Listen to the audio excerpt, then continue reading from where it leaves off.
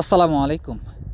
বাংলাদেশে আমার পরিবার যখন কুরবানের ঈদ নিয়ে ব্যস্ত, ঠিক তখনই দক্ষিণ কোরিয়াতে কোনো এক সমুদ্র উপকূলীয় এলাকাতে এইভাবেই কাজ নিয়ে ব্যস্ত আমাদের জীবন।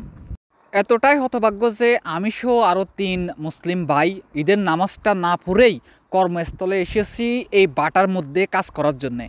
দীর্ঘ ১০ দিন যাবৎ জোয়ার বাটা পানিতে ভিজে কাদার মধ্যে আমরা ১০ জন প্রায় সকাল থেকে সন্ধ্যা পর্যন্ত কাজ করে এই ১০-১০ করে ২০ বক্সের ১০,০০০ স্কোয়ার ফিটের কাদুরি অর্থাৎ সি ফার্মিংয়ের হ্যাচারিটি তৈরি করেছি।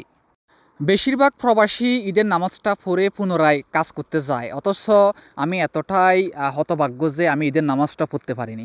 একদিকে দেশে ঈদ আনন্দ চলতেছে, অপরদিকে এখানে কাজ করতেছি। আসলে সময়টা খুবই কঠিনভাবে কাটিয়েছি। দক্ষিণ কোরিয়াতে প্রতিটি কাজেই খুবই কষ্টের এবং ঝুঁকিপূর্ণ। আপনারা জানেন দক্ষিণ কোরিয়াতে লাস্ট কয়েক সপ্তাহ ধরে ৩ থেকে ৪ জন বাংলাদেশি দুর্ঘটনার শিকার হয়ে মৃত্যুবরণ করেছেন। তাই দক্ষিণ কোরিয়াতে যারা আসবেন তারা অবশ্যই 3D অর্থাৎ ডার্টি, ডেঞ্জারাস অ্যান্ড ডিফিকাল্ট কাজ করার মন মানসিকতা নিয়ে আসবেন, এবং কি এখানে এসে কর্মক্ষেত্রে অবশ্যই মনোযোগী হতে হবে। কাজটি ভালোভাবে শিখতে হবে, কোনোভাবেই অমনোযোগী হওয়া যাবে না। আপনারা যারা মৎস্য খাতে আসবেন তারা মূলত সমুদ্র উপকূলীয় এলাকাতে থাকবেন, অর্থাৎ এক কথায় বলতে গেলে এটা শহর থেকে দূরে হবে।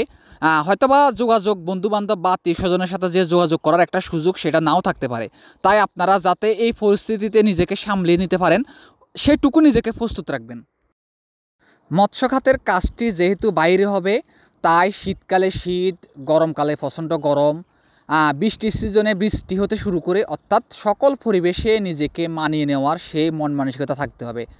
একটা কথা মাথায় রাখবেন, দক্ষিণ কোরিয়াতে আপনি টাকা কামাতে আসছেন এবং আপনি যে খাতে এসেছেন সেটা বাহিরে কাজ, তাই আপনাকে বাহিরে কাজ করতে হবে। এবং কি বর্তমান সময়ে আপনি আপনার যে মৎস্য খাত সেটাও পরিবর্তন করতে পারবেন না, এবং আপনি যে এলাকাতে অর্থাৎ যে প্রভিন্সে থাকবেন সেটাও পরিবর্তন করতে পারবেন না। তাই আপনি নিজেকে পুরোপুরি এই কাজের জন্য প্রস্তুত করে আসবেন। ধন্যবাদ, ভালো থাকবেন।